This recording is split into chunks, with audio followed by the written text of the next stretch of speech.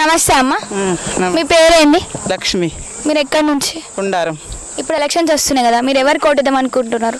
మాకు ఎవరు సాయం చేస్తే ఎవరికి ఇస్తాం, వాళ్ళకి ఇస్తాం. ఇప్పటి వరకు ఏ పార్టీ మాకు సాయం చేయలే. ఇక మా ఇష్టం నా పార్టీకి ఇస్తాం.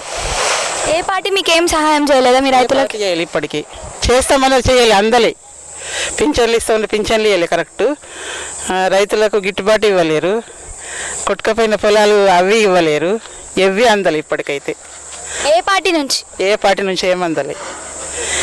మా ఇష్టం నా పార్టీకి వేస్తాం. ఇప్పుడు ఏ పార్టీకి వేస్తామని చెప్పాం. రైతు ఏ పార్టీ నమ్మకం లేదు మాకు. నమ్మకం ఉన్నదా లేదు? ఎక్కడుంది నమ్మకం? ఎవరేం సాయం చేస్తలేరు. చేస్తామంటుండ్రు, దాగుంటుండ్రు. ఏ పార్టీ ఏం సాయం చేస్తలేరు. లేని వాళ్ళు మస్తు మంది ఉన్నారు, వాళ్ళకి సాయం చేయండి ఏదన్నా. మధ్య తరగతులను అట్లా చూస్తారు. లేని వాళ్ళు అట్లా. ఉన్నోళ్ళు ఎన్ని రోజులు సంపాదించుకుంటారమ్మా? ఎన్ని రోజులు తింటారు? ఏ పార్టీ వాళ్ళైనా ఎంతగానం తింటారు. తిన్నకాడికి చాలందరూ. లేని వాళ్ళని చూసి కొంచెం కరెక్ట్గా ఏ పార్టీ వచ్చిన వాళ్ళు కరెక్ట్గా వేస్తే వాళ్ళకే ఇస్తారు. తెలుసు, ఎలా ఓటేస్టులకు తెలుసు ఏ పార్టీ ఏం చేస్తున్నదని తెలుసు. కాంగ్రెస్ వాళ్ళు current bill, gas, free bus, gas ఇస్తున్నారు. లేని వాళ్ళు ఉంటారు. ఆ 800 500 అన్నారు కదా, మరి 850 కట్టించుకుంటున్నారు. 850 ఎవరి దగ్గర ఉండయి, లేని వాళ్ళ దగ్గర. అవి బ్యాంకులో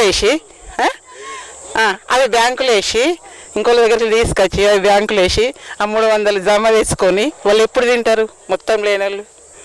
అది బాధనే కదా. 500 అయినప్పుడు 500 ఇవ్వాలి కరెక్ట్, అంతేనా? 200 మినిట్లు అన్నారు. అది కొందరు గాలనే కాలేదు లేని వాళ్ళకు. ఎక్కువ కాలిన వాళ్ళకి ఇయ్యరు. ఇంకేంది అంతే.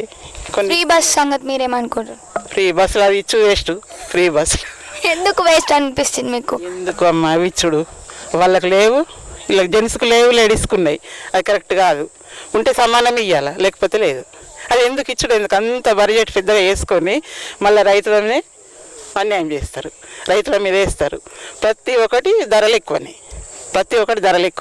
అది కరెక్టేనా?